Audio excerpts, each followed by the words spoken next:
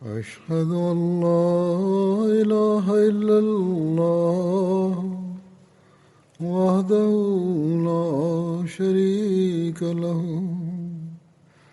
وأشهد أن محمدا عبده ورسوله أما بعد فأعوذ بالله من الشيطان الرجيم بسم الله الرحمن الرحيم الحمد لله رب العالمين الرحمن الرحيم مالك يوم الدين إياك نعبد وإياك نستعين اهدنا الصراط المستقيم صراط الذين أنعمت عليهم غير المغضوب عليهم ولا الضالين. இன்று நான் ஜமாத்தின் ஒரு நீண்டகால சேவகர் கண்ணியத்திற்குரிய சௌத்ரி ஹமீதுல்லா சாப் பற்றி குறிப்பிட விரும்புகிறேன். இவர் கடந்த காலங்களில் வஃபாத்தாகி உள்ளார்கள். பாகிஸ்தானில் தஹ்ரீக்-ஏ ஜதீதுடைய வக்கீலே ஆலாவாகவும் இருந்தார்கள். சதுர் மஜ்லிஸ் தஹ்ரீக்-ஏ ஜதீத் அஞ்சுமன் அஹ்மதியாவாகவும் இருந்தார்கள். நீண்ட காலமாக ஜல்சா சலானா ஆஃபீஸராகவும் நியமிக்கப்பட்டிருந்தார்கள். 7 பிப்ரவரி அன்று தாஹிர் ஹார்ட் இன்ஸ்டிடியூட்டில் வஃபாத்தானார்கள். அப்போது வயது 87 இருந்தது. இன்னா லில்லாஹி வ இன்னா இலைஹி ராஜிஊன். கண்ணியத்துக்குரிய சௌத்ரி சாஹாபுடைய தந்தையார் பெயர் பாபு முகமது பக்ஷ் சாஹப், தாயார் பெயர் ஆயிஷா பேபி சாஹிபா. பேரே என்னுடைய ஒரு பகுதியில் வசித்தார்கள். சௌத்ரி சாஹப் 1934 பிறந்தார்கள். இவரது தந்தையார் இவர் பிறப்பதற்கு 5 வருடம் முன்பு அஹ்மதியத்தை ஏற்றுக்கொண்டு இருந்தார்கள். அவர் அஹ்மதியத்தை ஏற்ற சம்பவம் இவ்வாறு கூறப்படுகிறது. தந்தையார் அஹ்மதியத்தை ஏற்ற சம்பவம் இவ்வாறு கூறப்படுகிறது.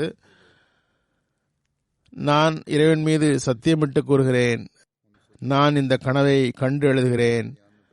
அந்த கனவை பற்றி விவரம் இவ்வாறு எழுதுகிறார். சர்கோதாவின் பங்களா பக்குவாலாவில் நான் ஒரு அரசுத்துறையில் பணி செய்தேன். பங்களா பக்குவாலாவில் 1929 இரவு 2 மணி வாக்கில் ஒரு கனவு கண்டேன். ஹதரத் ரசூல் கரீம் ஸல்லல்லாஹு அலைஹி வஸல்லம் வந்தார்கள். இரவில் அவர் அங்கு தங்கியிருந்தார். அவர் கூறுகிறார், நான் கனவில் ஒரு காட்சியை பார்த்தேன். ஹதரத் ரசூல் கரீம் ஸல்லல்லாஹு அலைஹி வஸல்லம் ஒரு முஸல்லாவில் அமர்ந்து இருக்கிறார்கள். தொடையில் 2 கைகளையும் வைத்துக்கொண்டு கை விரல்களை எண்ணி சிக்ர் செய்வதை போன்று இருக்கிறார்கள். கிழக்கு பக்கமாக இருக்கிறார்கள். என்னிடம் கூறுகிறார்கள், நீ இந்த நாற்காலியில் அமர்ந்திருக்கிறாயோ, அது உடைந்துள்ளது. நான் உடனே எழுந்து விட்டேன். பார்க்கும்பொழுது அது உடைந்திருக்கிறது. நான் நன்றி கூறியவாறு, நீங்கள் உங்கள் அடிமையின் உயிரை காப்பாற்றி உள்ளீர்கள் என்று கூறுகிறேன். இது முன்னாலோ பின்னாலோ சாய்ந்து விட்டால் தலை உடைந்து போயிருக்கும் என்கிறேன். சிறிது நேரம் கழித்து நபி கரீம் ஸல்லல்லாஹு அலைஹி வஸல்லம் உடைய அருளுக்குரிய கரங்களில் ஒரு புதிய அலுவலக நாற்காலி இருப்பதை காண்கிறேன். அது அவர்கள் முன் இருக்கிறது. அன்னார் இந்த நாற்காலியில் உட்கார் என்கிறார்கள். இது அஹ்மதியத்தின் நாற்காலியாகும். ஆதாரபூர்வமான உண்மை இஸ்லாம் என்று கூறுகிறார்கள். இதற்கு பிறகு விழிப்பு ஏற்பட்டுவிட்டது. இது அவரது தந்தை ஈமான் கொண்ட சம்பவமாகும். சௌத்ரி சாப் ஆரம்ப கல்வியை காதியானில் கற்றார்கள். 8வது படிக்கும் மாணவராக இருக்கும் பொழுது 1940 ஹதரத் முஸ்லிம் மவ்ஊத் ரலியல்லாஹு அன்ஹு அவர்கள் வாழ்வை அர்ப்பணிக்கும் திட்டத்தை எடுத்து வைத்தார்கள். அதற்கு மறுமொழி கூறியவாறு இவரது தாயார் முஸ்லிம் மவ்ஊதுடைய சந்நிதியில் இவரை அழைத்து வந்தார். ஹுசூரிடம் கூறினார், இது எனது மகன். இவனை நான் மார்க்கத்திற்காக வக்ஃப் செய்ய விரும்புகிறேன். இதற்கு பிறகு முஸ்லிம் மவுத் சில வழிகாட்டல்கள் வழங்கினார்கள். இனி வருங்காலத்தில் அதனை பள்ளிக்கூடங்களில் பாடமாக நடத்துங்கள். 1949 இவர் மெட்ரிக் பாஸ் செய்தார். பிறகு வக்காலத்தே திவான் ரப்பாவினுடைய வழிகாட்டலுக்கு ஏற்ப இன்டர்வியூவுக்காக ரப்பா வந்தார். எழுத்து தேர்வுக்கு பிறகு 2வது கலிஃபத்துல் மஸீஹ் அவர்கள் தாமே அவரை இன்டர்வியூ செய்தார்கள். அப்போது அஞ்சுமன் அஹ்மதியாவுடைய மீட்டிங் நடந்து கொண்டிருந்தது. 2வது கலிஃபத்துல் மஸீஹ் மீட்டிங்கில் அமர்ந்திருந்தார்கள். அங்கேயே இவரை அழைத்தார்கள். அப்போது அங்கு 3-4 இளைஞர்கள் இருந்தார்கள். சௌத்ரி ஹமீதுல்லா சாஹப், முஸ்லிஹுதீன் சாஹப், சமீஉல்லா சாஹப் போன்றோர் இருந்தனர். பிறகு கலிஃபத்துல் மஸீஹ் அவர்கள் இன்டர்வியூ எடுத்தார்கள். 2வது கலிஃபத்துல் மஸீஹுடைய வழிகாட்டல் படி இவரது கல்வி தொடர்ந்தது. ஸ்கூல் மற்றும் யூனிவர்சிட்டி வரை சென்றார்கள். பிஎஸ்சி படிக்குமாறு 2வது கலிஃபத்துல் மஸீஹ் கூறியிருந்தார்கள். பிஎஸ்சியில் மாநில அளவில் 2வது இடம் பெற்றார்கள். பிறகு லாகூர் பஞ்சாப் யூனிவர்சிட்டியில் எம்ஏ ஃபர்ஸ்ட் டிவிஷனில் கற்றார்கள். 1955 தாலீம் இஸ்லாம் காலேஜில் ஆசிரியராக நியமிக்கப்பட்டார்கள். பிறகு ரியாசி மாநிலத்தின் சதராக நியமிக்கப்பட்டார். இவரது திருமணம் 1960 ரசியா கானம் சாஹிபாவுடன் நடந்தது. இவர் அப்துல் ஜபார் கான் சாப் சர்கோதா உடைய மகள். 1974 வரை டிஐ காலேஜ் ரப்பாவில் ஹமீதுல்லா சாப் தொண்டாற்றினார். காலேஜ் நாட்டுடைமை ஆன பிறகு 3வது கலிஃபத்துல் மஸீஹுடைய வழிகாட்டலின்படி இவர் காலேஜில் இருந்து பணித்துறப்பு செய்துவிட்டார். காரணம், இவர் வாழ்வை அர்ப்பணித்தவராவார். காலேஜ் நாட்டுடைமையாக்கப்பட்டது. எனவே அரசாங்கத்தின் கீழ் செல்ல விரும்பவில்லை. வாழ்வை அர்ப்பணித்தவர். சிலரை இவ்வாறு கட்டளையிட்டார்கள். எல்லோரையும் கூறவில்லை. சிலரை காலேஜில் பணியை தொடருமாறு கூறினார்கள். அங்கும் உங்கள் தேவை உள்ளது என்று கூறினார்கள். சிலருக்கு இவ்வாறு நீங்கள் ஜமாத்தின் பணிக்கு வந்துவிடுங்கள் என்று ஆலோசனை தந்தார்கள் அல்லது வழிகாட்டினார்கள். எவ்வாறு இருப்பினும் அன்னார் அந்த பணியை துறந்துவிட்ட பிறகு 3வது கலிஃபத்துல் மஸீஹ் அவரை விருந்தோம்பல் செயலராக நியமித்தார்கள். 1982 4வது கலிஃபத்துல் மஸீஹ் ரஹ்மஹுல்லா இவரை வக்கீல் ஆலா தஹ்ரீக் ஜதீதாக நியமித்தார்கள். அத்துடன் தஹ்ரீக் ஜதீதினுடைய அடிஷனல் சத்ராகவும் இருந்தார்கள். பிறகு 1989 அது 100ஆண்டு விழா ஆண்டாக இருந்தது. அவர்கள் சதுர் மஜ்லிஸ் தஹ்ரீக் ஜதீதாகவும் நியமிக்கப்பட்டார்கள். அந்த ஆண்டு வஃபாத் ஆகும் வரை அப்பணியை தொடர்ந்தார்கள். இது தவிர 1986 முதல் மரணம் வரை அடிஷனல் நாசிர் ஆலாவாகவும் நெருக்கடியான நேரங்களில் சிந்து பகுதியில் கண்காணிப்பாளராகவும் இருந்துள்ளார்கள். ஹதரத் 3வது கலிஃபத்துல் மஸீஹ் ரஹ்மஹுல்லா காலத்தில் ரப்பாவுடைய உள்ளூர் அமீராக நியமிக்கப்படும் வாய்ப்பு பெற்றிருந்தார்கள். மஜ்லிஸ் குத்தாம் அஹ்மதியா ரப்பா உள்ளூர் மற்றும் ரப்பா மர்கசியாவில் பல்வேறு பொறுப்புகளில் பணியாற்றியுள்ளார்கள். பிறகு 1969 முதல் 1973 வரை சதுர் மஜ்லிஸ் குத்தாம் அஹ்மதியா மர்கசியாவாகவும் நியமிக்கப்பட்டிருந்தார்கள். அப்போது முழு உலகிலும் ஒரே அமைப்பாக குத்தாம் அஹ்மதியா இருந்தது. மர்கஸ் எல்லோரையும் கட்டுப்படுத்தியது. ஒவ்வொரு நாட்டிற்கும் தனித்தனி சதுர்மார்கள் இருக்கவில்லை. 1969 மூன்றாவது ஹலிஃபத்துல் மசீஹ் இவர்களை சதர் மஜ்லிஸ் குத்தாமுல் அஹ்மதியா மர்கசியாவாக நியமித்த போது மூன்றாவது ஹலிஃபத்துல் மசீஹ் கூறினார்கள், அன்னார் கூறியது மிகவும் அவசியமான ஒன்றாகும். மூன்றாவது ஹலிஃபத்துல் மசீஹுடைய சில மேற்கோள்கள் சற்று நீளமானதாக இருக்கும். நான் சொற்பொழிவில் இருந்து எடுத்துள்ளேன், ஆனால் அது மிகவும் அவசியமானது. ஹதரத் மஸீஹ் மவ்ஊத் அலைஹிஸ்ஸலாமுடைய பௌதீக சந்ததிகளுக்கும் ஆன்மீக சந்ததிகளுக்கும் சரி, ஜமாத்திற்கு பணி செய்பவர்களும் சரி, இந்த கருத்துக்கள் எத்தகையது என்றால் கண்டிப்பாக அதன்படி அமல் செய்ய வேண்டும். நாம் இந்த உரிமையை நிறைவேற்றுகிறோமா இல்லையா என்றவர்கள் கவலை கொள்ள வேண்டும்.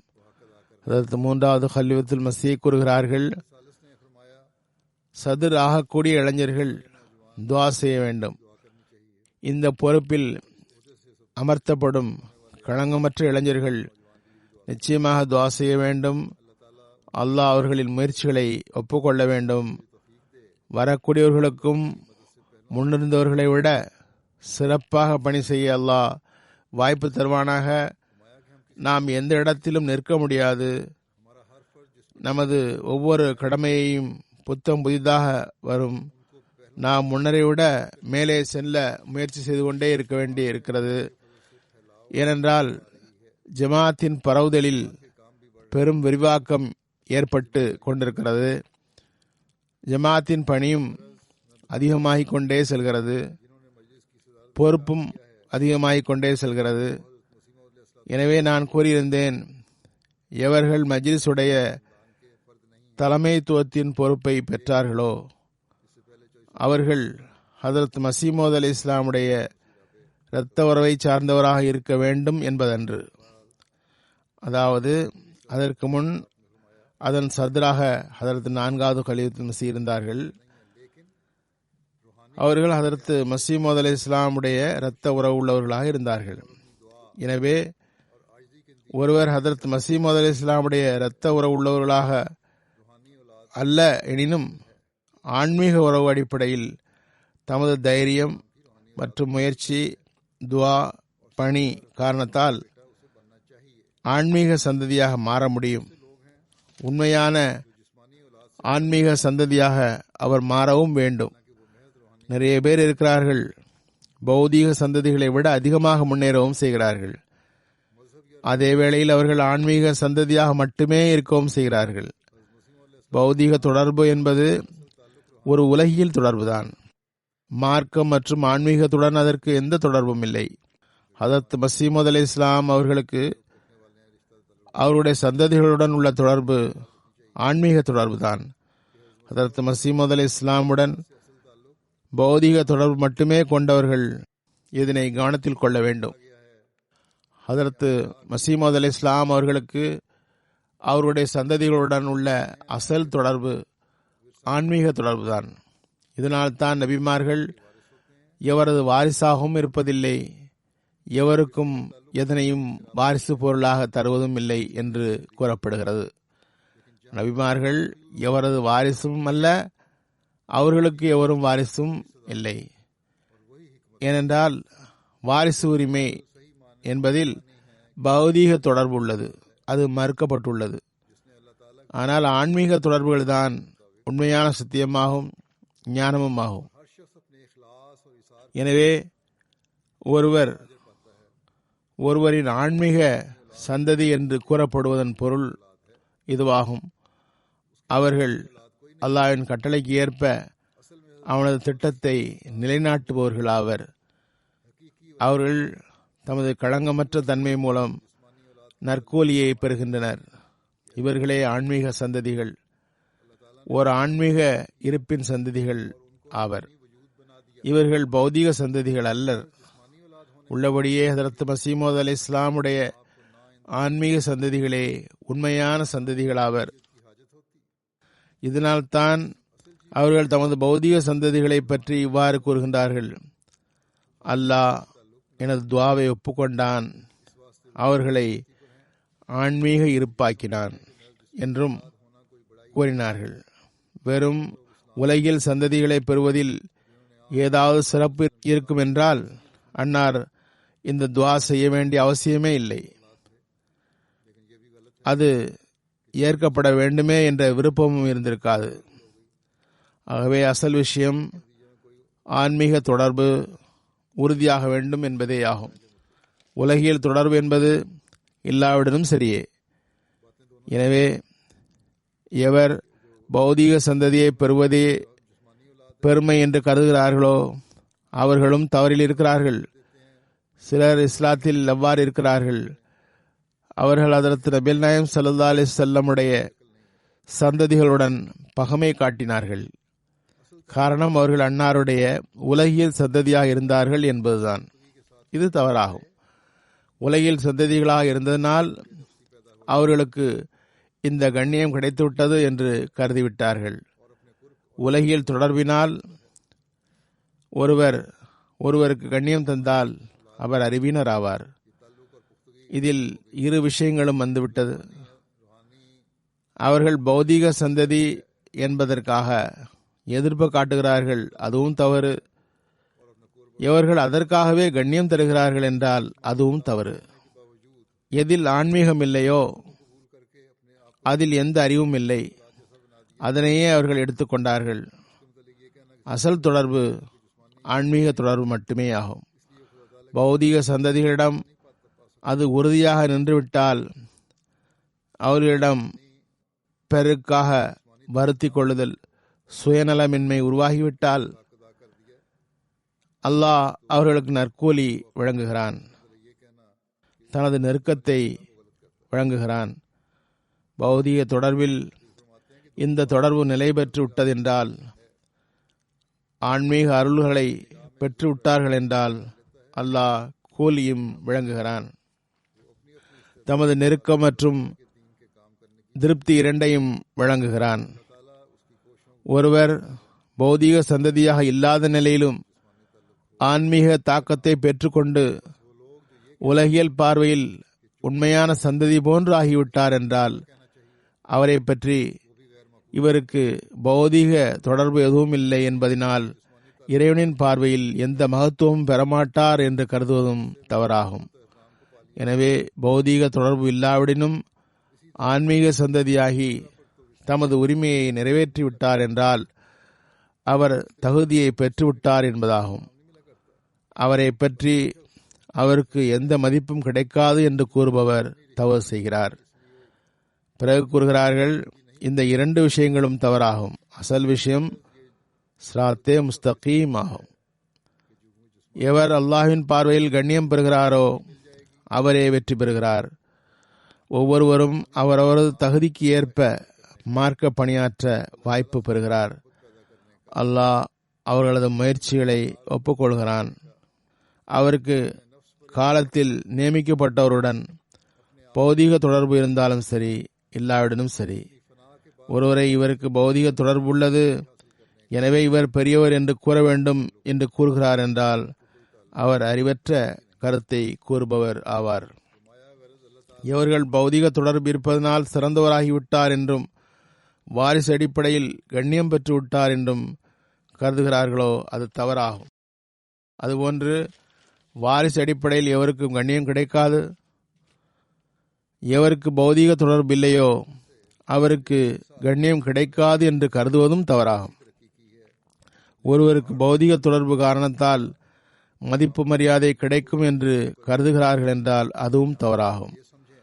ஆன்மீக தொடர்பு என்பது இறை அச்சத்தை கைக்கொள்வதன் பெயராகும். அல்லாஹுடன் தனிப்பட்ட அன்பு உருவாவதன் பெயராகும். அல்லாஹுக்காக தம்மை வருத்தி மாய்த்து கொள்வதன் பெயராகும். தமது நப்சின் மீது ஒரு மரணத்தை ஏற்படுத்திக் கொள்வதன் பெயராகும். தம்மை தாமே ஒரு பொருட்டாக மதிக்காமல் இருப்பதன் பெயராகும். தமது மாய்தலுக்கு பிறகு இறைவனுடன் ஒரு புதிய வாழ்வை பெறுவதன் பெயராகும். இதுவே அசல் தொடர்பாகும். இதனைத் தவிர வேறு தொடர்புகளே அல்ல.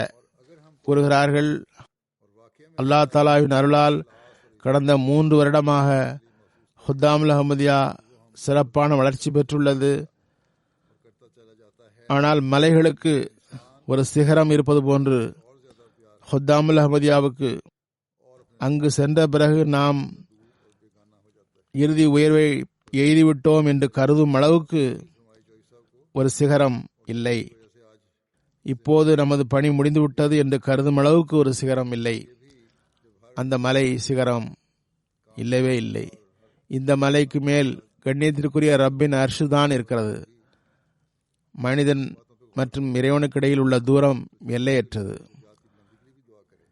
நாம் எப்போதும் முயற்சி செய்ய வேண்டும். இதில்தான் நமது வாழ்வு உள்ளது. நாம் எந்த இடத்திலும் சோர்ந்து அமர்ந்து விடக்கூடாது. ஏதாவது இடத்தில் நின்றுவிட்டு நாம் பெற வேண்டியதை பெற்றுவிட்டோம் என்று கருதுவது அன்று. நமக்கு அளவற்ற முன்னேற்றங்கள் நிர்ணயிக்கப்பட்டுள்ளன. நாம் முயற்சி செய்தால் நமது உள்ளத்தில் அல்லாஹ் களங்கமின்மை, தன்னை வருத்தி பிறருக்கு தொண்டு செய்தல், தம்மீது தனிப்பட்ட அன்பு ஆகியவற்றை நம்மிடம் உருவாக்கிவிட்டால் பிறகு தொடர்ந்து அருளை இறக்கிக் கொண்டே செல்கிறான். மனிதன் பிறகு அல்லாஹ்வுடன் இன்னும் அதிகம் அன்பு செலுத்துகிறான். பிறகு தனது நஃப்ஸை விட்டு இன்னும் அதிகம் விலகுகிறான். இவ்வாறு இந்த வார்த்தைகளில் அன்னார் சௌத்ரி சாஹிபுக்கு போதனை செய்தார்கள். சௌத்ரி சாஹிப் அவர்கள் காரணத்தினால் நமக்கும் இந்த போதனை வந்து சேர்ந்துள்ளது. ஒவ்வொரு வாழ்வை அர்ப்பணித்தவருக்கும், பணி செய்பவர்கள் மற்றும் அவர்களின் குடும்பங்களுக்கும் மற்றும் அவர்களுடன் தொடர்புள்ளவர்கள் இந்த வார்த்தைகளை கவனித்து பார்க்க வேண்டும். சௌத்ரி சாஹிபுடைய ஆன்மீக முன்னேற்றத்திற்காக துவாவும் செய்யுங்கள். அதனால் தான் இந்த பொன்னிற வரிகள் நமக்கு கேட்க கிடைத்திருக்கிறது, புரிய கிடைத்திருக்கிறது. மூன்றாவது கலிஃபத்துல் மஸீஹ் 1970 ஹுத்தால் முஹம்மதியா மர்கசியாவுடைய இஸ்திமாவில் சௌத்ரி சாஹிப் பற்றி குறிப்பிடுகிறார்கள். நான் ஒரு களங்கமற்ற சிறுவனை. அவருக்கு ஹதரத் மஸீஹ் மவ்ஊத் அலைஹிஸ்ஸலாமுடன் பௌதிக தொடர்பு இல்லாவிடினும் ஆன்மீக தொடர்பு மிகவும் உறுதியானதாக இருந்ததனால் ஹுத்தாமுல் அஹ்மதியாவினுடைய தலைமை பொறுப்பை தந்தேன். அல்லாஹ் அவருக்கு பணி செய்யும் வாய்ப்பு தந்தான். அவரது முயற்சிகளில் பர்க்கத்தை இட்டான். நமது துவாவை ஒப்புக்கொண்டான். பிறகு அவர் ஹுத்தாமுல் அஹ்மதியாவுடைய தலைமையில் இருந்து மாற்றப்பட்டார். அவர் தமது பணிக்காலம் முடித்து விட்டார். அப்போது தொடக்க உரையில் இவரது பொறுப்பு பற்றி எடுத்துரைக்கப்பட்டது. அதில் எழுதப்பட்டு இருந்ததும் அவரை பற்றி எழுதப்பட்டதும் எதுவுமே மிக இல்லை. நிச்சயமாக சௌத்ரி ஹமீதுல்லா சாஹிப் அந்த சிறப்பான 4 ஆண்டு கால கட்டம் ஹுத்தாமுல் அஹ்மதியாவுடைய பொன்மயமான அத்தியாயமாகும். உலகளாவிய ஹுத்தாமுல் அஹ்மதியா ஏறத்தாழ ஹுசூர் அய்யதுல்லா உடைய சிறப்பான வழிகாட்டலில், அதாவது 3வது கலீஃபாவுடைய வழிகாட்டலில் ஒவ்வொரு துறையிலும் சிறப்பான பணி செய்தது. சௌத்ரி சாஹிப் மிகவும் பணிவுடனும் தன்னலமற்றும் தொடர்ந்து முயற்சி செய்து இளைஞர்களுக்கு கட்டுப்படுதல், பற்று, விசுவாசம் ஆகியவற்றை தூண்டுதல் செய்து கொண்டே இருந்தார்கள். இது வருங்காலத்திற்கு வழிகாட்டும் விளக்காக நிரூபணமாகும் இன்ஷா அல்லாஹ் அசீஸ். அன்னாரது தலைமையில் செய்தனா 3வது கலிஃபத்துல் மஸீஹ் யதுல்லா தஆலா உடைய விருப்பத்திற்கு ஏற்ப ஹுத்தாமுல் அஹ்மதியாவுடைய ஒவ்வொரு துறையும் பெரும் முன்னேற்றம் பெற்றது. அன்னாரது தலைமைத்துவம் இருந்த காலத்தில் முஸ்லிம் மவுதுடைய பொன்மயமான வழிகாட்டல்களை நூல் வடிவில் மஷலே ராஹ் என்ற பெயரில் வெளியிடப்பட்டது. அத்ஃபாலுல் அஹ்மதியாவுக்காக யாத் ரக்னே கி பாத்தே வெளியிடப்பட்டது. மர்கசியா மஜ்லிஸுடைய சிறப்பான பொருளாதார அமைப்பு நிலை பெற்றது. எப்போதும் அவர் அர்ப்பணிப்புடன் செயல்பட்டார். ஹதரத் கலிஃபத்துல் மஸீஹுடைய ஒவ்வொரு கட்டளைக்கும், ஒவ்வொரு சஹீக்கும் உள்ளத்தாலும் அறிவாலும் கட்டுப்பட வேண்டும் என்றும், ஹுசூருடைய சொற்களுக்கு சொல்லளவிலும் பொருளளவிலும் கட்டுப்பட வேண்டும் என்றும் கருதினார். சிதாரத் என்பது மகத்தான பொறுப்பை பெறும் முன்பு பல்வேறு நேரங்களில் மர்கசி மஜ்லிஸ் சாமிலாவுடைய பொறுப்பாளராகவும் பணி செய்யும் வாய்ப்பை பெற்றிருந்தார். ஆரம்ப விழாவில் ஹதரத் மூன்றாவது கலீஃபத்துல் மஸீஹ் அவர்களும் பங்கு பெற்றிருந்தார்கள். அன்னாரும் சிறிய சொற்பொழிவு நிகழ்த்தினார்கள். அதில் ஒரு சிறு பகுதியை எடுத்து வைக்கின்றேன். செல்பவருக்காக துவா செய்கிறோம். அல்லாஹ் அழகிய நற்கூலியை அவருக்கு வழங்குவானாக. வருபவருக்காக துவாவாவது அல்லாஹ் மிகச்சிறந்த ஒப்புக்கொள்ளப்பட்ட சேவை செய்ய வாய்ப்பு வழங்குவானாக. மஜ்லிஸ் குத்தாம் அஹ்மதியா பல்வேறு காலகட்டங்களை கடந்து உலகங்காணும் இந்த நிலையை அடைந்துள்ளது. தொடக்கத்தில் அது ஒரு விதையை போன்றிருந்தது. இப்போது ஒரு ஆரோக்கியமான பெரிய மரத்தை போன்று அந்த விதை ஆகிவிட்டது. எந்த ஒரு சதாரத்தும் தமது தலைமையின் போது இரு பணிகளை செய்துள்ளது. சில தலைமை மிக நல்ல முறையிலும் சில நடுத்தரமாகவும் செய்துள்ளது. சிலர் தமது காலத்தை கழித்தனர்.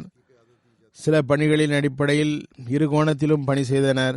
எல்லா சதார்த்தங்களுமே என்ன விளக்கம் ஏற்பட்டுள்ளதோ அதனை சரியாக நடத்தி செல்ல முயற்சி செய்துள்ளார்கள். மற்ற தேவைகள் உருவாகும் போது அதனை சரி செய்ய முயற்சி செய்திருக்கிறார்கள். புதிய புதிய டெவலப்மெண்ட் ஏற்படும் பொழுது அதனை நிறைவேற்ற முயற்சி செய்திருக்கிறார்கள். ஓர் உயிருள்ள இருப்புக்கு இந்த இரு பணிகளும் செய்வது அவசியமாகும். பிறகு கூறுகிறார்கள், மஜ்லிஸ் குத்தாம் அஹ்மதியா உன்னுடைய வாழ்வு கியாமத் வரை இருக்கக்கூடியது. எனவே இந்த துறை ஹதரத் நபிகள் நாயகம் ஸல்லல்லாஹு அலைஹி வஸல்லம் உடைய மஹதியின் ஜமாத்தில் இருக்கிறது. இந்த ஜமாத் பற்றி நற்செய்தி சொல்லப்பட்டுள்ளது. இந்த ஜமாத்தின் மீது கியாமத் வரை பொறுப்புகள் தரப்படும்.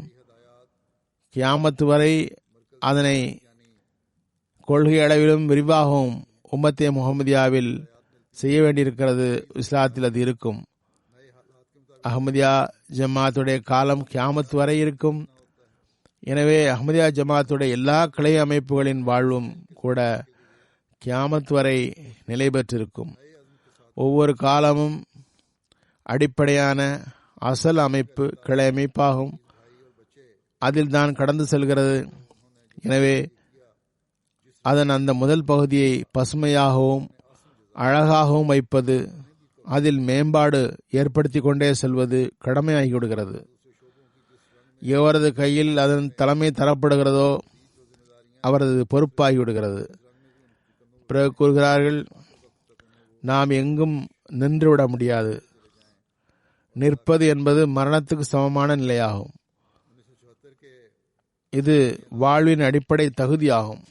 எனவே நாம் நமது ஒவ்வொரு அமைப்பும் ஜமாத் அடிப்படையில் ஜமாத் அமைப்பினுடைய ஒவ்வொரு பொறுப்பாளர்களும் நினைவில் கொள்ள வேண்டும்,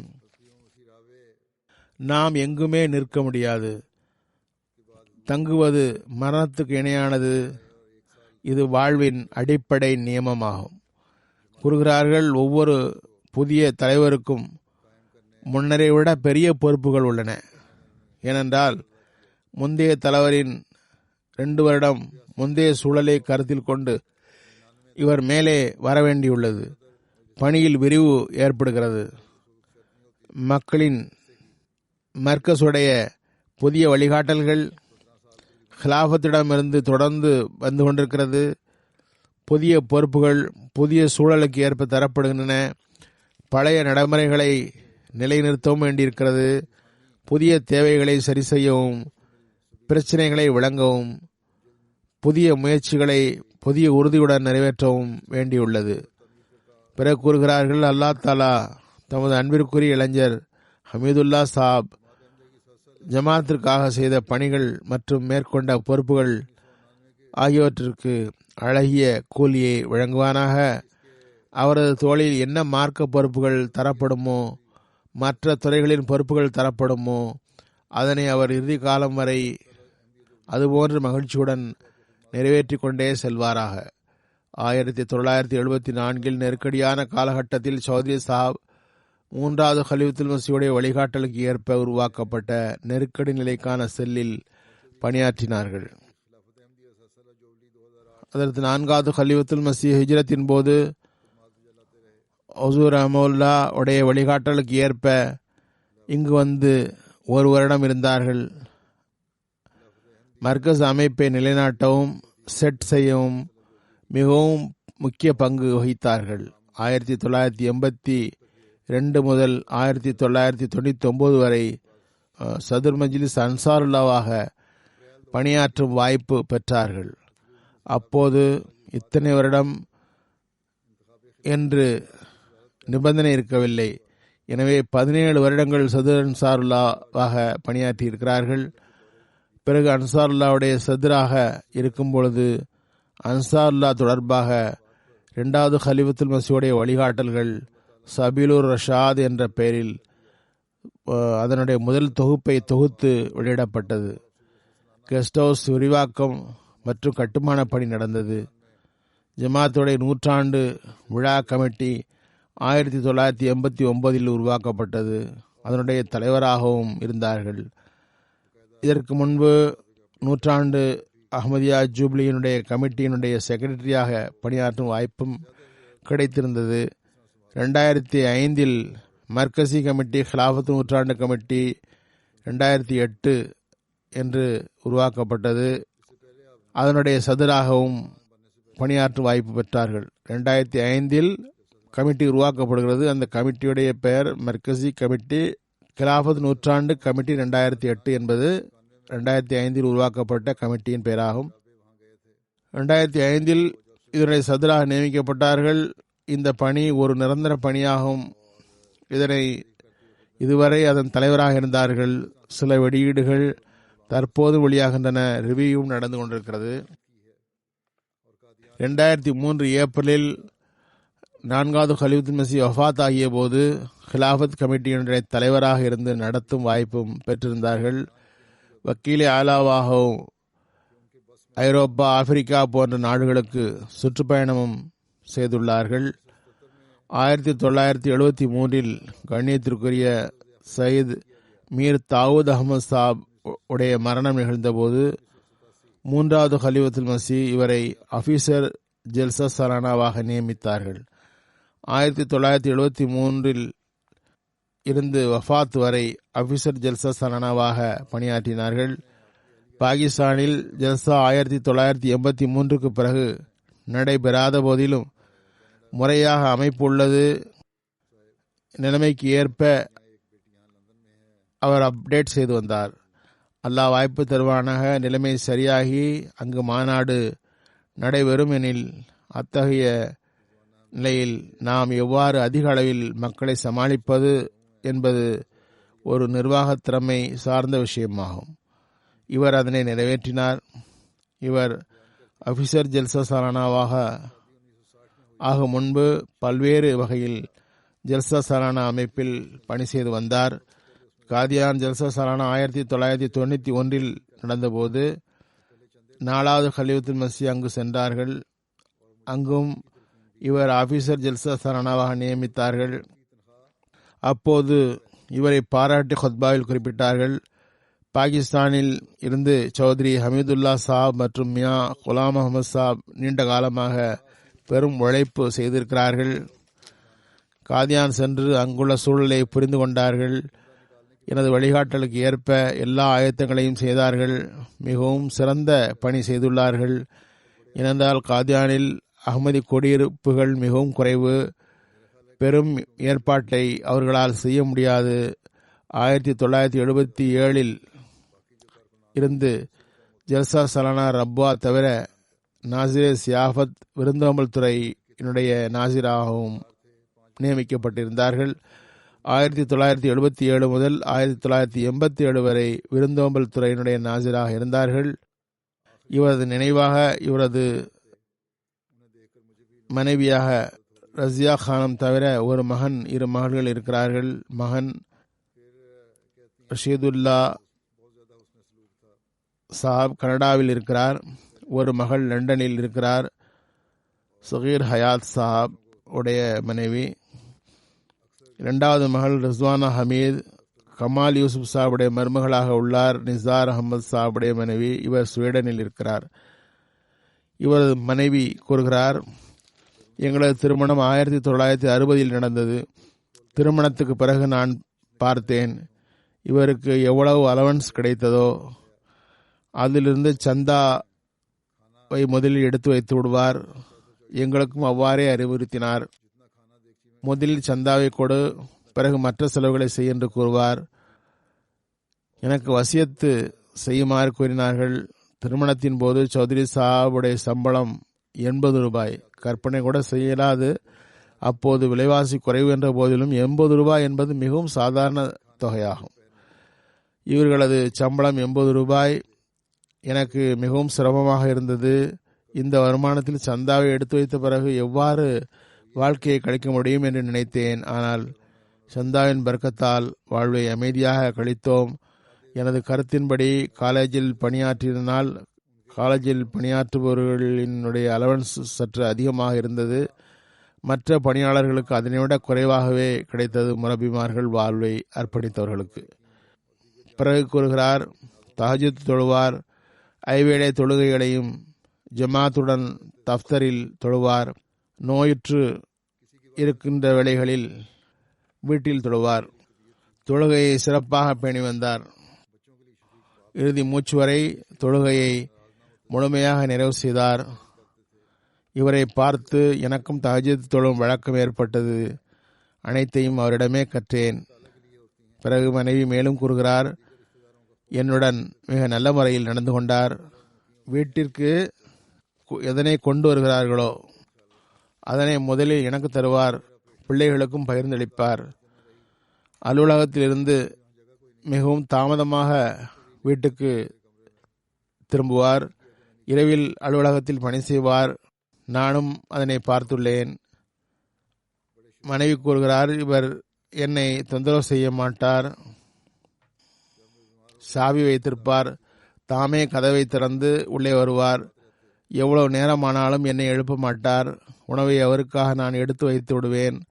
ரொட்டியை எடுத்து வைத்து விடுவேன். வெளியில் இருந்து வந்தால் தாமே அதனை சூடு செய்து சாப்பிட்டுக் கொள்வார். ஒருபோதும் என்னிடம் வேண்டியதில்லை. உணவாக இருப்பினும் சரி, எதுவாக இருந்தாலும் சரி, கிடைத்ததை உண்டு கொள்வார். என்ன உடையை எடுத்து தந்தாலும் மகிழ்ச்சியுடன் அணிந்து கொள்வார். ஆட்சேபனை செய்ததில்லை. இதுவே அனைத்து வீட்டில் அமைதி நிலவுவதற்கு அடிப்படை நடைமுறையாகும்.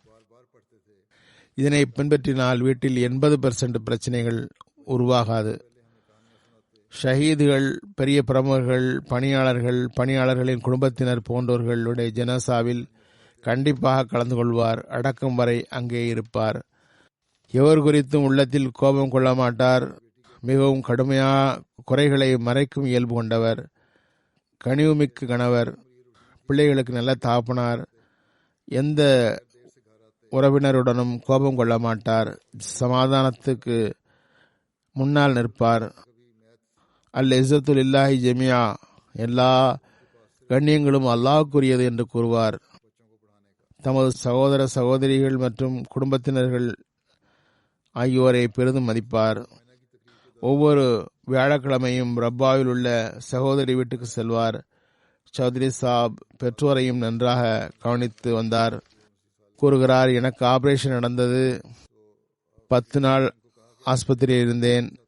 படுக்க அவருக்கு இடமில்லை. எனது அறையில் தரை விரிப்பிலேயே படித்து கொண்டார்.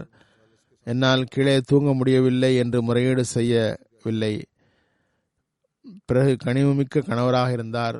நான் நோயுற்று தாயர் ஹார்ட் இன்ஸ்டிடியூட்டில் அனுமதிக்கப்பட்டிருக்கும் போது அவரும் என்னுடன் இருந்தார். எல்லா வகையிலும் கவனித்து கொண்டார்.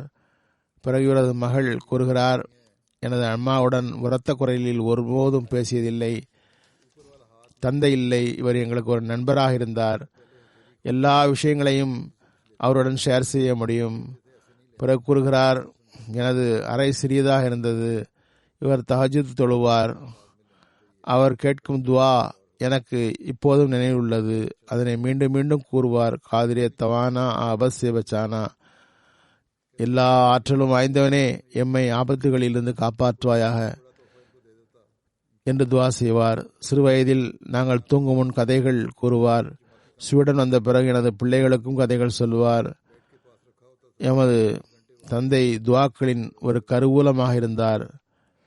பிறகு அவரது ஒரு மகள் கூறுகிறார், இவரது தினமும் அன்றாட வழக்கம் காலை உணவுக்கு பிறகு அலுவலகம் செல்வார், மதியம் நேரம் கழித்து வீட்டுக்கு வருவார், அசருக்கு பிறகு சென்று விட்டு இஷாவுக்கு பிறகு நேரம் கழித்து வீட்டுக்கு வருவார்.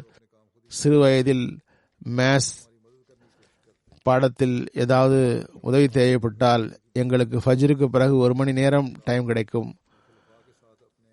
அதுவே பிள்ளைகளுக்கு பாடம் சொல்லித் தருவதற்குரிய நேரமாக இருந்தது. ஒரு முறை ஜல்சா சாலானாவில் பணியாளர்களுக்கு சொற்பொழிவு நிகழ்த்தும் போது இவரை பற்றி கூறினார்கள். பணியாளர்களுடன் 3வது கலித் மசி அமர்ந்து உண்டார்கள். அப்போது இவரிடம், எனது பாத்திரத்தில் என்னுடன் உணவு உண்ணுங்கள் என்று 3வது கலித் மசி கூறினார்கள். மண் கோப்பையில் குழம்பு வழங்கப்படும். அந்த மண் கோப்பையை ஹுசூர் முன் வைக்கப்பட்டது. அப்போது ஹுசூர் 3வது கலீஃபா சௌத்ரி சாப் என்னுடன் உணவு உண்ணுங்கள் என்று கூறினார்கள். உண்மையான பொருளில் வாழ்வை அர்ப்பணித்தவராவார். உண்ணல், குடித்தல், உரங்கள் தவிர அனைத்து நேரமும் ஜமாத்திற்காகவே தொண்டு செய்தார். ஒரு நேரமும் வீணாக்கியதில்லை. பிறகு இவரது மகள் கூறுகிறார், நான் சிறுமியாக இருந்தபோது ஒரு விஷயம் கற்பித்தார்கள். அதாவது மேலே உள்ள கை கீழே உள்ள கையோட சிறந்தது. முதலில் நான் கையை நீட்டி ஏதாவது வாங்கும் பொழுது மேலே இருந்து எடுக்க வேண்டும் என்று சையாக கூறுவார்கள். பணமோ அல்லது வேறு எதுவாக இருந்தாலும் சரி, இது தர்பியத்துடைய நல்ல நடைமுறையாகும்.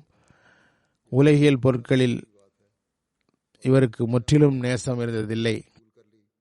கூறுகிறார்கள், ஒரு சிறப்பை நான் எவரிடமும் கண்டதில்லை.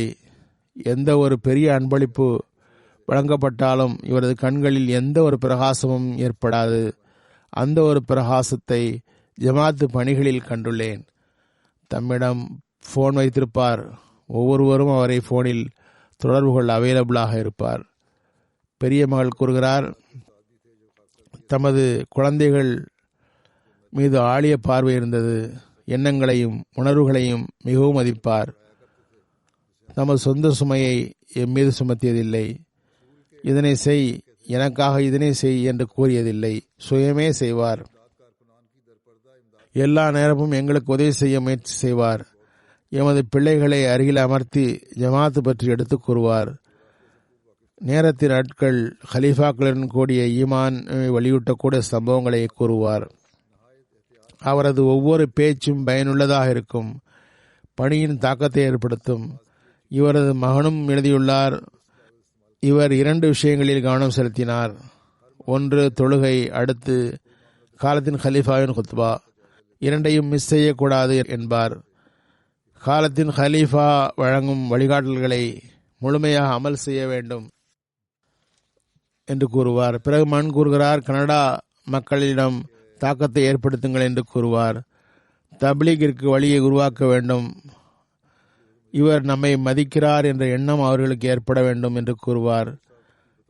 இவர் நம்மை நேசிக்கிறார் என்று அவர்கள் கருத வேண்டும் என்று கூறுவார். ஜமீலுர் ரஹ்மான் ரஃபீக் சாப் தாரிகே ஜதீதுடைய வக்கீல் தஷ்னீஃப் கூறுகிறார்கள், சௌத்ரி சாப் உடன் நீண்ட தொடர்பு எமக்கு உண்டு. சௌத்ரி சாவுடைய தந்தை முகமது பக்ஷ் சாப் பெரும் மார்க்க உணர்வுள்ளவர், நேர்மையானவர். அதே போன்று சௌத்ரி சாவுடனும் ஏற்பட்டுள்ளது. இவர் தந்தை முகமது பக்ஷ் சாப் சௌத்ரி ஃபசுல் அஹமது சாப் அவர்களை அல்லாஹ்வின் பார்வையில் அல்லாஹ்வின் பக்கம் அழைத்தார்கள். இது 60-70 வருடம் முன்பு நடந்த சம்பவம். ஃபதுல் சாப் அஹ்மதியத்தை ஏற்றுக்கொண்டார். இவரது தந்தையால் ஏற்றுக்கொண்டார். பிறகு அந்த ஃபதுல் சாப் எனது மாமனாரானார். இந்த தொடர்பை மிக நன்றாக பராமரித்தார். பிறகு எளியவர் பேசி படிக்கும்போது இவர் எனது ஆசிரியராக இருந்தார். கணிதத்தில் MA படித்துவிட்டு வந்திருந்தார். சில காலம் மிகவும் உளப்பூர்வமாக கற்பித்தார். எங்களுக்கு மிகவும் நல்ல தாக்கம் ஏற்பட்டது. நியமங்களை உறுதியாக பேணுவார். ஆனால் மிகவும் கனிவுமிக்கவர். தகுதியுள்ள பணியாளர்களுக்கு மறைமுகமாக உதவி செய்வார். இறையருளால் மிகவும் உழைப்பு உள்ளவர், அறிவுள்ளவர். அறிவு பெறும் ஆர்வம் உள்ளவர். குறிப்பாக வரலாற்றில் நல்ல அறிவு இருந்தது. இதனை எடுத்துக்கூறவும் செய்வார். ஜமாத்தின் பொருட்களை மிகவும் கவனமாக செலவு செய்வார். இன்ன கடிதம் எழுதுவதற்கு பெரிய காகிதம் பயன்படுத்தாமல் சிறிய காகிதம் பயன்படுத்துங்கள் என்பார். எல்லா விவரங்களையும் கடைசி வரை புரிந்திருப்பார். வரும் பிரச்சனைகளையும் ஒவ்வொரு பகுதியையும் ஆய்வு செய்வார். பிறகுதான் தீர்ப்பு வழங்குவார். அந்த ஆற்றல் இவருக்கு அதிகமாகவே இருந்தது. வக்கீலு திவான் லைக் நாசிர் சாப் கூறுகிறார், சௌத்ரி சாப் கூறினார், 3வது கலீஃபத்துல் மஸீஹ் சதுர் ஹுத்தாமுல் அஹ்மதியாவாக இருந்தபோது சௌத்ரி சாபுக்கு முஆவன் என்ற பொறுப்பு தரப்பட்டிருந்தது. 3வது கலீஃபத்துல் மஸீஹ் கூறினார்கள், சென்று லங்கர்கானாவில் நிலைமையை அறிந்து வாருங்கள். லங்கர் இஸ்மாவின் போதும் நடைபெறும். எனவே லங்கரில் எவ்வாறு உணவு தயாராகிறது என்று பார்த்து வருமாறு கூறினார்கள். சௌத்ரி சாப் கூறுகிறார், நான் செல்ல தொடங்கினேன். ஹதரத் சாப் மீண்டும் அழைத்தார்கள். கூறினார்கள், லங்கருடைய இன்சார்ஜ் கடுமையான இயல்புள்ளவர். அத்தாரிட்டி இல்லாமல் சென்றால் உங்களை உள்ளே நுழைய விட மாட்டார் என்று கூறியவாறு ஹதரத் சாப் தமது சதர் ஹுத்தாமுல் அஹ்மதியாவுடைய பேட்ஜை கலட்டி தந்து என்னிடம் மாட்டினார்கள்.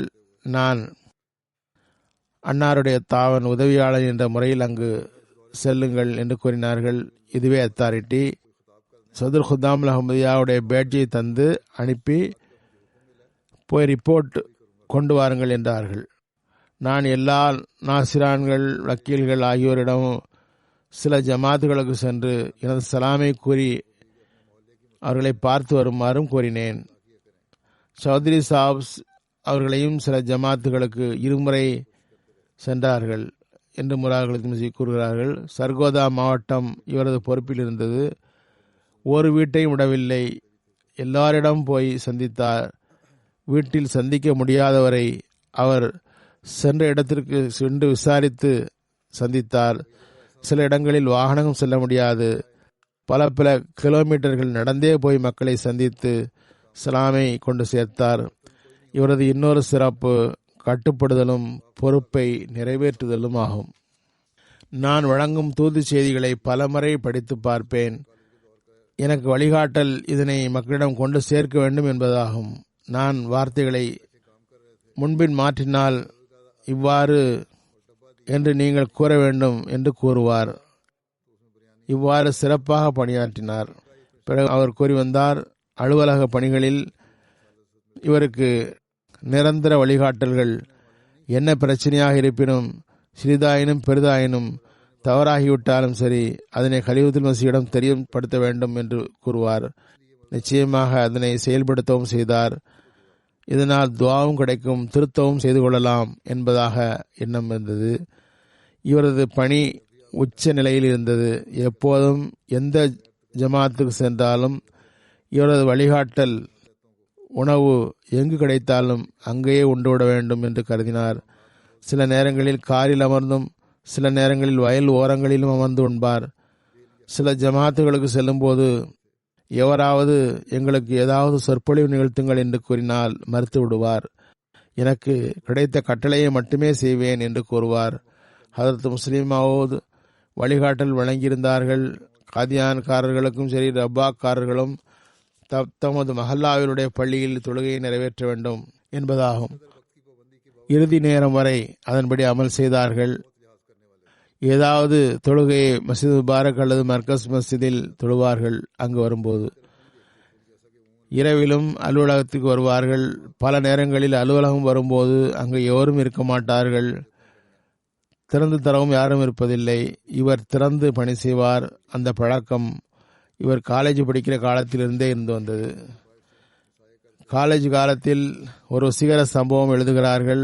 ஒரு முறை இவர் தாலீம் இஸ்லாம் காலேஜினுடைய ஸ்டாஃப் ரூமில் மாலை வேளையில் பணி செய்து கொண்டிருந்த போது ஒருவர் ஒரு டப்பாவை தந்தார். அதில் சிறிது உணவு இருந்தது. திறந்து பார்த்தபோது பிரியாணி அல்லது புலாவாக இருந்தது. கொண்டு வந்தவர் இதனை பிரின்சிபால் தந்ததாக கூறினார். பிரின்சிபால் அப்போது மிர்சா நாசிர் அகமது சாப் 3வது கலீஃபத்துல் மஸீஹ். இவர் அங்கு அமர்ந்திருந்தார் என்று அன்னாருக்கு தெரியாது. 4வது கலீஃபத்துல் மஸீஹ் அப்போது இவர் அங்கே இருப்பார் என்று எனக்கு தெரியும். எனவே நான் ஒரு உதவியாளரிடம் அங்கு போய் பாரும், எவராவது இருந்தால் கொடுத்து வாருங்கள் என்று கொடுத்து அனுப்பினேன் என்று கூறினார்கள். அவரது வீட்டுக்கு சென்றால் அவர் தாமே விருந்தோம்பல் செய்வார். எந்த விசேஷ ஏற்பாடுமின்றி இருப்பதை கொண்டு வந்து தருவார். பணியாளர்கள் மற்றும் கீழே வேலை செய்பவர்களுக்கும் அவ்வாறே தருவார். லைக் ஆபித் சாப் கூறுகின்றார்கள், சிறு விஷயத்திலும் மிகவும் எச்சரிக்கையாக இருப்பார். ஒரு டிராப்டையும் முழுமையாக படிக்காமல் கையெழுத்திட மாட்டார். இது ஆபீசர்களுக்கு மிகவும் முக்கியமான விஷயமாகும். பார்க்காமல் வெறுமே சைன் செய்யக்கூடாது. நேரத்தை மிகவும் பேணுவார். ஒவ்வொரு மணியையும் நேரத்தில் செய்வதில் மிகவும் ஆர்வமாக இருப்பார். நேரத்தின் மீது சவாரி செய்பவராகவும் அவர் விரும்பும்போது அதனை திருப்புவதை போலவும் இருந்தார். இவ்வளவு நேரத்தை பேணியும் கூட மரியாதையை மிகவும் பேணுவார். பள்ளிக்கு சென்றால் ஜிக்ரை இலாஹில் மூழ்கியிருப்பார். கடிகாரத்தை பார்க்க மாட்டார். பலது நடைமுறை இவ்வாறு இருக்கிறது. தொழுகை நேரம் வந்துவிட்டால் ஏன் இன்னும் தொழுகை ஆரம்பிக்கவில்லை என்று கடிகாரத்தை பார்த்து கொண்டே இருப்பார்கள். இவர் எப்போதும் இமாம் வருவாதோ அப்போது தொழுகை நடத்துவார். வெளியிலிருந்து வரும் முபல்லிகளுக்கு இவர் எப்போது இமாம் வருவாரோ அப்போது தொழுகை நடக்கும் என்று அமர்ந்திருப்பார். வெளியிலிருந்து யாராவது முபல்லிகளுக்கு வரும்போது போதனை செய்வார். பொதுவாக அவர் கூறும் போதனை, ஹதரத் மஸீஹ் மவ்ஊத் இஸ்லாமுடைய நூல்களை படியுங்கள், அந்த போதனைப்படி அமல் செய்யுங்கள். அதன் மூலமே நாம் அஹ்மதியத்தை முழு உலகிலும் ஒரே வடிவத்தில் கொண்டு வர முடியும் என்பதாக இருக்கும். சமியுல்லா சியால் சாப் கூறுகிறார், இவர் அவருடன் ஒன்றாக மெட்ரிக் படித்தார். படித்து முடித்து கலீஃபத்துல் மஸீஹிடம் கொண்டு நிறுத்தப்பட்டவுடன் தமது வக்ஃபு குறித்த எண்ணத்தை எடுத்து கூறினார். ஹுசூர் கனிவுடன் அவரது வக்ஃபை ஏற்றுக்கொண்டார்கள். இறுதி வரை அதனை நிறைவேற்றினார். 71 வருடங்கள் பல்வேறு துறைகளில் பணியாற்றினார். நல்ல பண்புகளை பொறுத்தவரை மகத்தான மனிதர், மிகவும் தயைமிக்க, வீரமிக்க, எப்போதும் மார்க்கத்துக்கு தொண்டு செய்யவும் கூடிய ஒரு மனிதர். ஹிலாஃபத் மீது அளவு கடந்த அன்பு கொண்டவர். இவரது இன்னொரு சிறப்பு, புதிதாக வருபவர்களுக்கு புதிய முறையில் எடுத்து வைப்பார். மிகப்பெரிய சிறப்பு, நான் சில வாக்கிஃபீன்களை இவரிடம் தர்பியத் வழங்குமாறு கூறினேன். நல்ல முறையில் தர்பியத் செய்தார். அசீம் குரைஷி சாப் கூறுகிறார், அமைப்பு மற்றும் பொருளாதார விஷயத்தில் மிகவும் கண்டிப்பாக இருப்பார். நேர்மையின்மை சகிக்க மாட்டார். பொருள்களின் விலைகளை கூட அப்டேட்டாக தெரிந்து வைத்திருப்பார். ஒரு பில் வந்தால் 10 ரூபாய் அதிகமாக இருந்தாலும், இது என்ன கடை, இதனுடைய விலை 100 ரூபாய் தான், 10 ரூபாய் அதிகம் செலவு செய்துள்ளீர்கள் என்று கூறுவார். அமீர் முகமது கைஸ்ரானி சாப் ஜல்சலானுடைய ரொட்டி பிளாண்டினுடைய இன்ஜினியராக இருந்தார். சௌத்ரி சாப் ஆலோசனைக்கு மிகவும் மரியாதை வழங்குவார் என்று கூறுகிறார். எந்த முடிவை எடுப்பதாலும் சம்பந்தப்பட்ட பொறுப்பாளர்களிடம், அந்த பணியில் நிபுணர்களிடம் ஆலோசனை பெறுவார். புதிய முடிவு எடுக்கும் முன் அதனை குறித்து விரிவாக ஆய்வு செய்வார். பரந்த முறையில் ஆலோசனை செய்த பிறகே முடிவெடுப்பார். ஜும்மத்துல் முபாரக் அன்று பொதுவாக அலுவலகங்கள் மூடியிருக்கும். அப்போது ரொட்டி பிளான்டுடைய ட்ரையல் செய்வார். மாதத்தின் ஒவ்வொரு இறுதி வாரமும் விடுமுறையில் அலுவலகம் வருவார். தமது உடன் இருப்பவர்களிடம் புரிய வைப்பார். 3வது கலீஃபத்துல் மஸீஹ் எனக்கு கற்பித்தார்கள், எப்போது சொந்த வாழ்க்கையில் ஏதாவது கஷ்டம் ஏற்படுகிறதோ அப்பொழுதெல்லாம் ஜமாத் பணிகளில் அதிகம் செலவழியுங்கள், அல்லாஹ் தஆலா உங்கள் கஷ்டங்களை அகற்றி வைப்பான் என்று கூறுவார்கள். வழியில் செல்லும்போது ஒவ்வொருவரையும் அன்புடன் சந்திப்பார். மன மகிழ்ச்சியுடன் பேசுவார். வஃபாத்திற்கு முன்பு ஒரு மீட்டிங்கில் கட்டுமான பணியில் சற்று சுணக்கம் ஏற்பட்டதால் என்ஜினியர்களிடம் அதிருப்தியை தெரிவித்தார். அன்று அன்னார் இன்ஜினியருக்கு ஃபோன் செய்து கூறினார். மகிழ்ச்சியுடன் எப்போதும் போல் பேசினார். இன்று நான் கடும் வார்த்தைகளை பயன்படுத்தி விட்டேன், அதற்கு மன்னிப்பு கேட்டுக்கொள்ளவே ஃபோன் செய்தேன் என்றார். மேலும் என்னை நலமும் விசாரித்தார். ஹாஃபிஸ் முசஃபர் அஹமத் சாப் கூறுகிறார்கள், நான் கேட்டுக்கொண்டதற்கு இணங்க அதற்கு 4வது கலீஃபத்துல் மஸீஹ் ரிசர்ச் செல் ஏற்படுத்தினார்கள். சௌத்ரி சாவுடைய சந்திக்க வழிகாட்டலும் வழங்கினார்கள். அப்போது அவர் தாமீரே இர்ஷாதில் 2 அனுமதிக்கப்பட்ட இடங்களில் ஜாமியாவுடைய இடங்களிலே தஃப்தரை உருவாக செய்தார்கள். ஆலோசனை கூட்டத்தில் கூறினார்கள், இனி நீங்கள் ஜமாத் பணி செய்யும் பொழுது எப்போதும் ஜமாத்துடைய தேவையை கருத்தில் கொள்ள வேண்டும். இரண்டாவது, தன்னிறைவு மற்றும் போதுமென்ற மனம் இரண்டையும் கவனத்தில் கொள்ள வேண்டும். பெரிய ஆபீஸ் டேபிள்கள் அல்லது வசதியான நாற்காலிகளுக்கு பதில் தேவைக்கு ஏற்ப பர்னிச்சர் தயார் செய்வதில் கவனம் செலுத்துங்கள் என்று ஆலோசனை வழங்கினார்கள். மாஜித் தாஹிர் சாப் வக்கீலு தப்ஷீர் லண்டன் எழுதுகிறார்கள், ஒவ்வொரு நிமிஷத்தையும் மார்க்க பணிக்காக செலவிட்டார். பல்வேறு அலுவலகங்களில் கலிவத்துல் மசீஹிடமிருந்து வழிகாட்டல்களை படியே தாமதமின்றி நடவடிக்கை எடுப்பார். பலமுறை இரவில் வழிகாட்டல் கிடைக்கும், அதனை நிறைவேற்ற அலுவலகம் வருவார், முடித்துவிட்டு வீட்டுக்கு செல்வார். நிச்சயமாக அது அவர் அமர்வதும் எழுவதும் பேச்சும் அமைதியும் அனைத்தும் காலத்தின் ஹலீஃபாவின் கீழ் இருந்தது. இவர் காலத்தின் ஹலீஃபா கூறியதை விட அதிகமாக புரிந்து கொள்கின்றார்கள். எழுதுகின்றார், சட்டம் எவ்வாறு உள்ளதோ அதன்படியே அமல் செய்ய வேண்டும். காலத்தின் ஹலீஃபா தரும் வழிகாட்டலுக்கு ஏற்ப அமல் செய்ய வேண்டும். இதுவே சட்டமாகும். எந்த நியமங்களுக்கும் ஒரு ரூலிங் லா இருக்கிறது.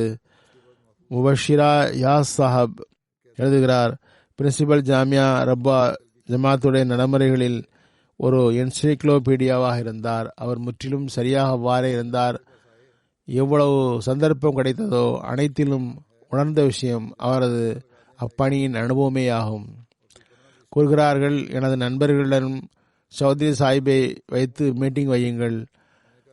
அவர் நமக்கு அந்த ஜாமியாவுடைய எத்தனை படிக்கட்டுகள் உள்ளன என்றும் எத்தனை மரங்கள் உள்ளன என்றும் இன்ன இடத்தில் இன்னின்ன குறைகள் உள்ளன என்றும் இன்னின்ன செடி நட்டப்பட்டுள்ளது என்றும் மிக ஆழமாக பார்த்து வைத்திருப்பார் என்று கூறுவேன். அது குறித்து மீட்டிங் என்றாலும் எது குறித்து மீட்டிங் என்றாலும் அது சம்பந்தமான விவரங்கள் தயார் செய்து வைத்திருப்பார். தமது உடன் இருப்பவர்களிடம் அவ்வாறே எதிர்பார்ப்பார். பிறகு எழுதுகிறார், ரப்பாவுடைய சில வரலாற்று சிறப்புமிக்க இடங்கள் மற்றும் பழைய பெரியவர்களுடைய விஷயங்களை கருத்து வேறுபாடு ஏற்பட்டால் அடையாளம் தெரிய வேண்டும் என்றால் அவர் கூறியுள்ளார், அதன் விவரத்தை எனக்கு நினைவில் உள்ளவரை கூறுவேன் என்பார். அவரிடம் பணிவும் அதிகம் இருந்தது. தாமே சென்று தேநீர் தயாரித்து தருவார். வீடுகளுக்கு சென்றால் அவரது எளிமைக்கு ஒரு சம்பவம். காதியானுக்கு சில வருடம் முன்பு செலசாவுக்கு சென்றார்.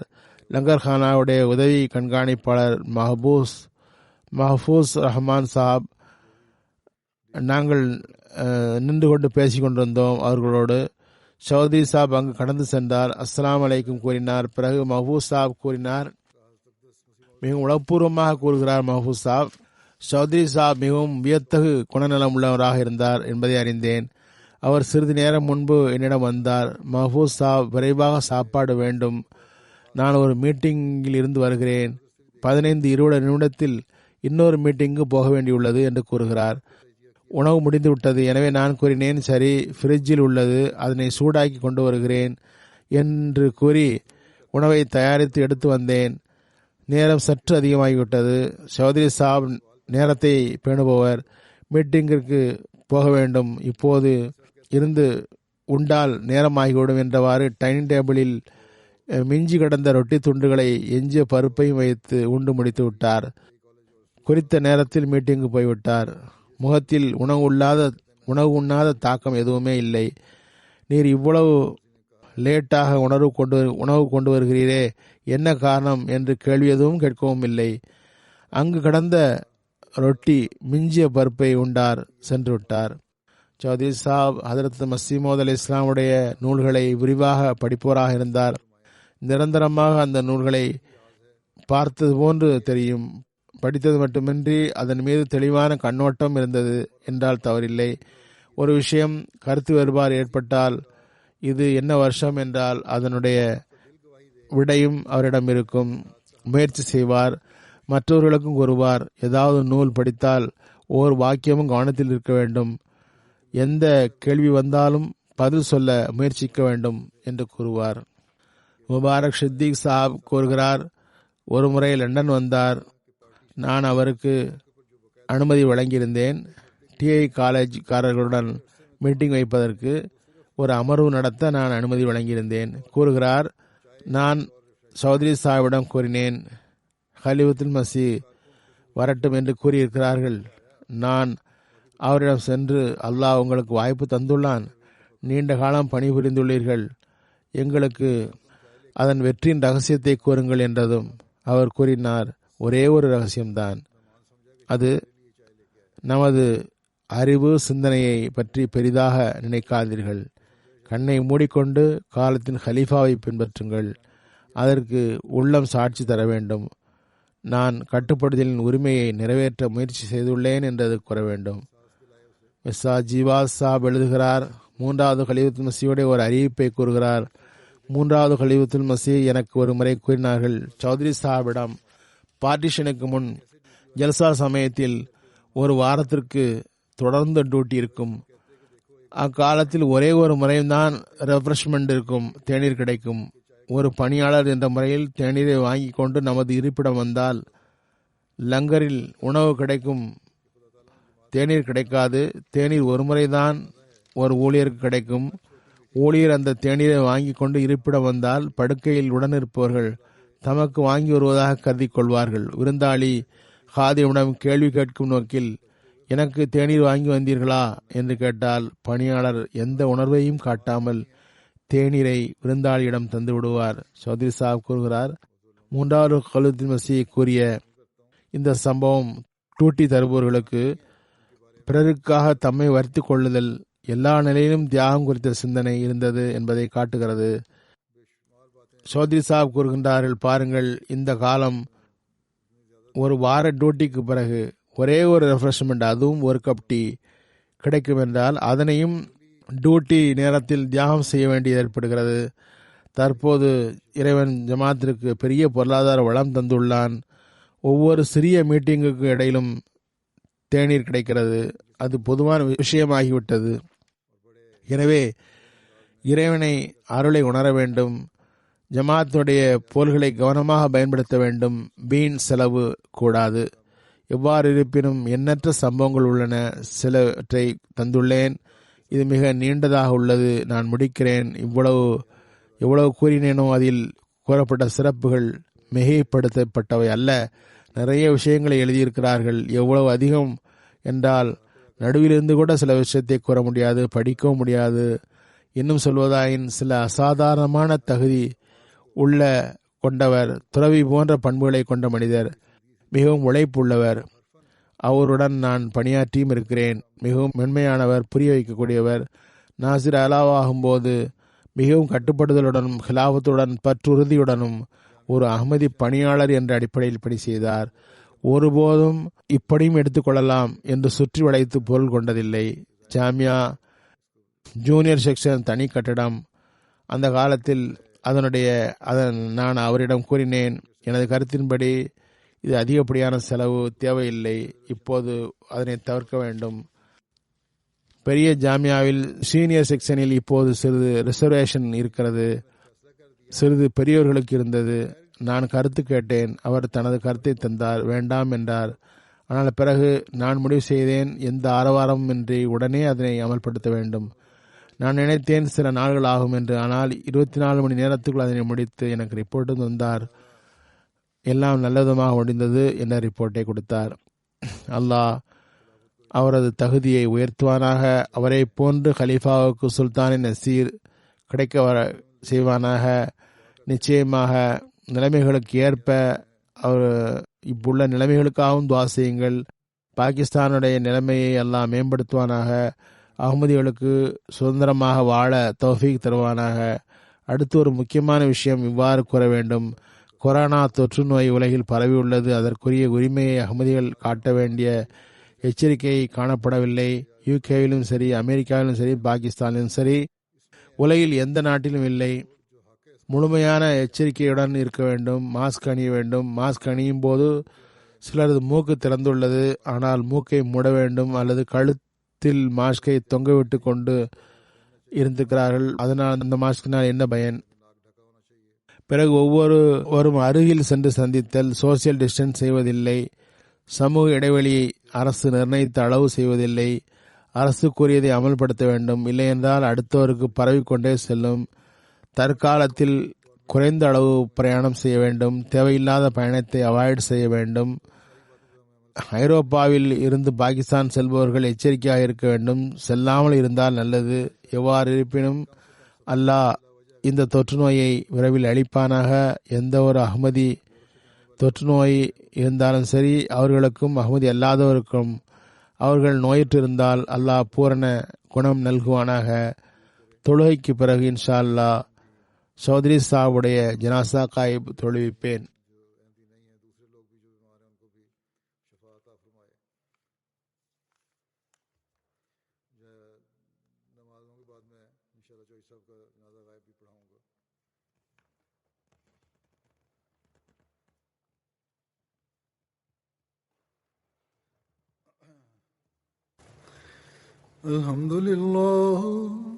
الحمد لله نحمده ونستعينه ونستغفره ونؤمن به ونتوكل عليه ونعوذ بالله من شرور أنفسنا ومن سيئات أعمالنا من يهده الله فلا مضل له ومن يضلل فلا هادي له ونشهد أن لا إله إلا الله ونشهد أن محمدا عبده ورسوله عباد الله رحمكم الله إن الله يأمر بالعدل والإحسان وإيتاء ذي القربى